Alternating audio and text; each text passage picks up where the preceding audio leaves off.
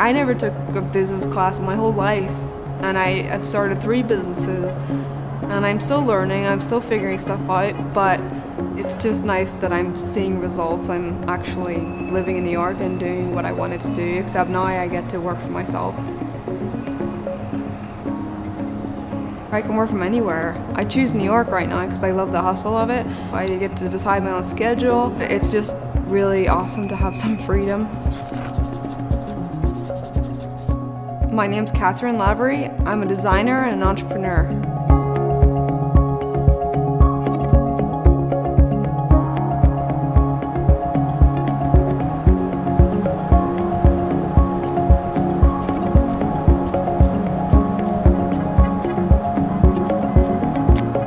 I grew up in Ireland, Belfast specifically.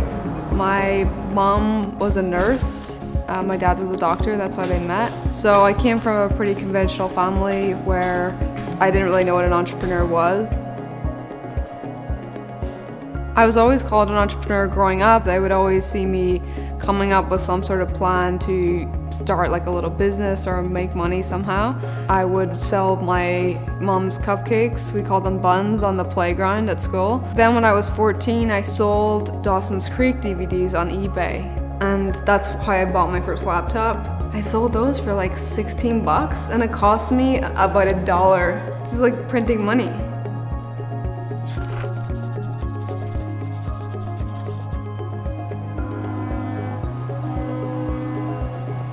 When I was 18, my dad took me to New York City for my birthday.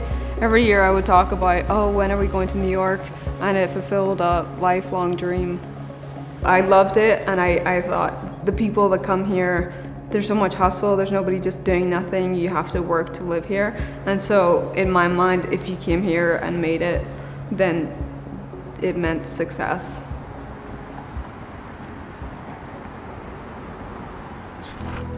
In high school, once I turned 16, we had to choose what we were gonna do in college. I liked design, I was good at physics, so I thought architecture made sense. I didn't have any mentors or anyone I knew that started a business or were entrepreneurs.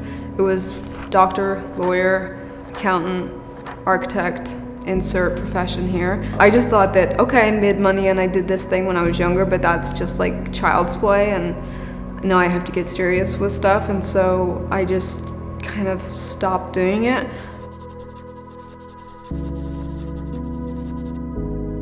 I got my bachelor's, my diploma, and even a master's in architecture. Soon after I got my diploma, I was offered an internship in New York, and then only a few months after that, I got offered a real job. I was so excited. I was finally going to get to live in New York and live like a New Yorker. And to me this meant I was successful, just like all the people that I saw the first time I went there when I was 18.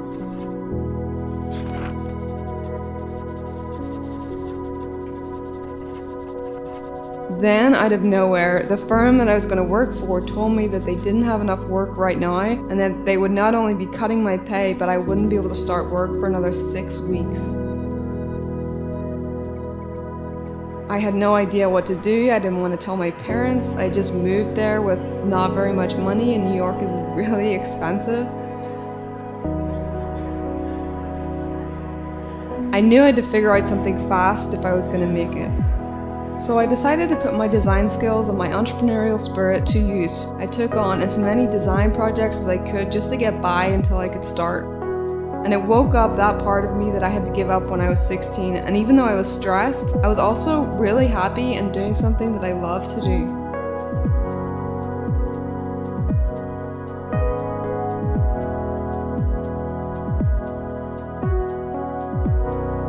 Once I actually started my job, I realized that it wasn't what I thought it was going to be. I'd worked so hard to get here, and I was just unhappy. I was living to work, and it just didn't feel right.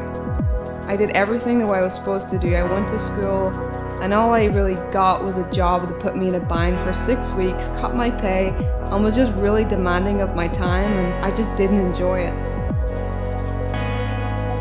So, I quit. I was like, oh my god, I'm unemployed for the first time. I didn't have any mentors or people that I really knew that did their own business or had started something. I'd never taken a business course in my whole life. So that's when I started to go online and research and find other people that were doing something that I wanted to do, that I could grow my audience and find people that were interested in the same stuff as I was. And that's when I came across Brian Harris, and I'm like, this guy is doing something and he's just hustling and taking action. And I knew that I could work hard, and I do work hard. I just needed to figure out which direction to go and where I should be focusing. Then I met Alan in an entrepreneurship program. He was looking for the same thing as me and wanted to find someone like-minded, so we became accountability partners. We're very similar in how we work. Like, we don't talk a whole lot about what we're like, okay, this needs done, and then we go do it, and we just take action. And I've worked with people that are all talk and no action, and working with where we both do that. I think that's why I've been able to move so fast. Maybe 2 years after we became accountability partners, we started working on our passion product. We didn't think it was going to turn into anything, but that was the self-journal. So we decided to go to our entrepreneur friends that we'd made and ask them if they thought it would be good, and a lot of people were like, yeah, we would like this too. And then we were like, okay, let's kickstart it. I'm Cathryn. And I'm Alan. The Self-Journal's a powerful yet very simple day planner to help you structure your day, enjoy your life, and reach your goals quicker than you ever thought possible. Our goal was 15,000, and we got 322,000 on Kickstarter. And so when that happened, it was like, wow. Like, my little brother was like, for a book?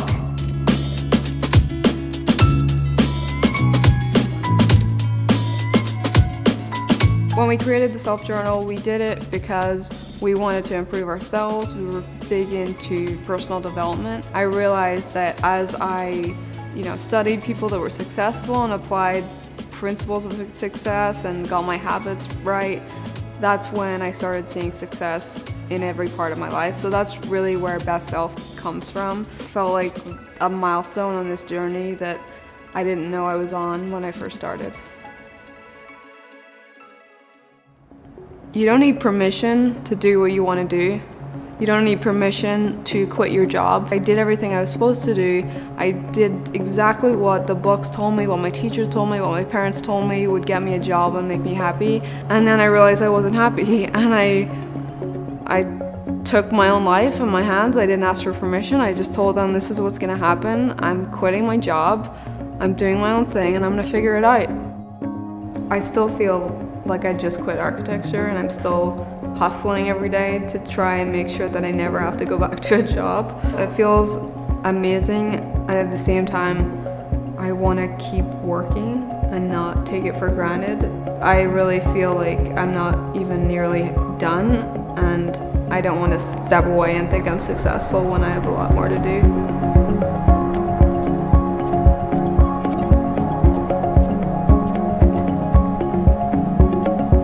I wanted to move to New York because I thought that would mean that I was finally successful.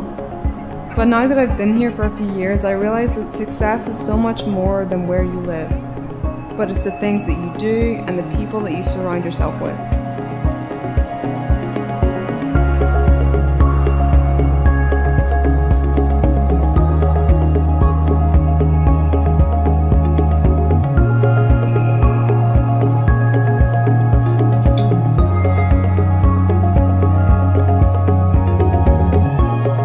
If a girl from Belfast who spent over 6 years working to become an architect can just leave her job and make a living owning her own business in New York City, I can't imagine what else is possible.